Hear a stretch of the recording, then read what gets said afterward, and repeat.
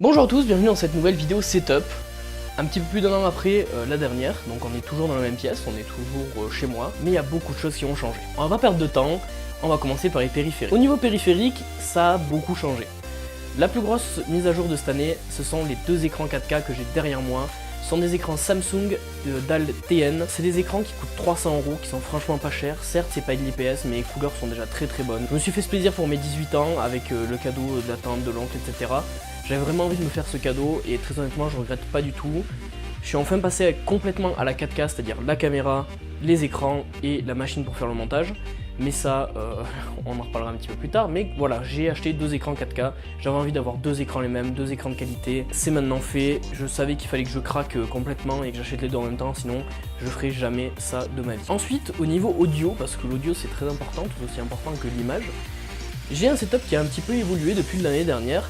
Alors j'ai toujours ma M-Audio M-Track de 2x2 qui est une très bonne interface audio que je vous conseille totalement. J'ai par contre changé mon micro, j'ai maintenant un MXL 990, un bon micro, il coûte une centaine d'euros et très honnêtement j'ai pas à m'en plaindre, il est franchement plutôt cool et la qualité est bien meilleure que mon Behringer. Au niveau des enceintes, j'ai encore et toujours mes Wavemaster Cube qui sont des bonnes enceintes pour pas trop cher et j'ai aussi encore et toujours mon magnifique AKG K702 qui est un excellent casque ouvert et qui me convient parfaitement. Merci Snap, bordel de merde. Hein, voilà. Au niveau des périphes pour mes mines, j'ai toujours mon Rayos TKL Pro que j'ai un petit peu modifié, c'est-à-dire qu'en fait j'ai tout dessoudé et j'ai tout ressoudé pour pouvoir le passer avec des Switch MX Red. Voilà, j'avais envie de Red, pas de Brown, j'adore ce clavier. Au niveau de la souris, j'ai toujours une Kone Pure, mais ce coup-ci, le modèle 2017 avec le capteur laser. Et j'ai un grand tapis de souris, un truc Amazon à 10 balles qui fait bien le taf, c'est cool, voilà. Nouvel ajout aussi dans les périphes, j'ai un volant. J'ai acheté un Logitech G29 il y a de ça quelques semaines.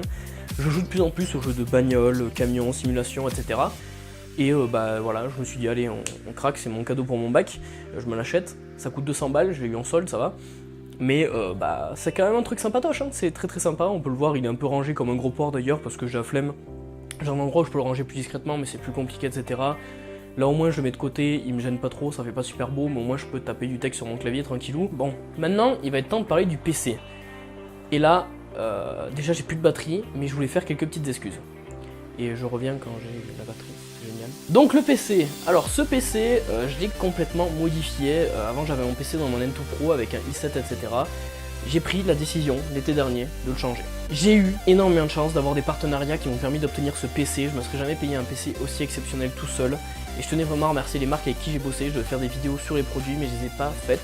Et je fais cette vidéo pour quand même rendre à César ce qui est à César aussi. Ce PC il a été fait en partenariat avec Bicoyote et ASRock et je voulais juste leur dire un énorme merci et m'excuser de ne pas avoir fait de vidéo en particulier à sujet des produits qu'ils m'ont envoyés. Donc ce PC il est dans un Bicoyote PureBase 600 qui est un boîtier qui est franchement je trouve super bien, il coûte une centaine d'euros. Vous avez un verre trempé, vous avez un châssis qui est simple, qui est bien isolé, etc. Il y a beaucoup de gens qui aiment pas ce boîtier, je comprends pas trop, moi je le trouve très joli et très honnêtement bah, il est cool, il est très cool. Ensuite, tant qu'on est sur le stuff Bicoyote, l'alimentation c'est une Pure Power L8 600 watts, si je ne me trompe pas, parce qu'en fait j'ai plus la boîte. Je viens de voir aussi que l'alimentation c'est une Pure Power 10, j'ai le carton qui est planqué au fond de la chambre là, comme un gros port, désolé. Une alimentation qui est très bien, semi-modulaire, et surtout le gros avantage de cette alimentation, et c'est genre pour ça qu'il faut l'acheter en fait, c'est qu'elle a tous les câbles noirs, donc j'ai même pas besoin de cable mode, ça rend très bien même sans cable mode. Donc bah, merci Bicoyote, c'est cool de faire des alim comme ça à ce prix là, je crois qu'elle coûte 90 €. Et on en finit avec le stuff Bicoyote en water cooling, le Silent Loop 240.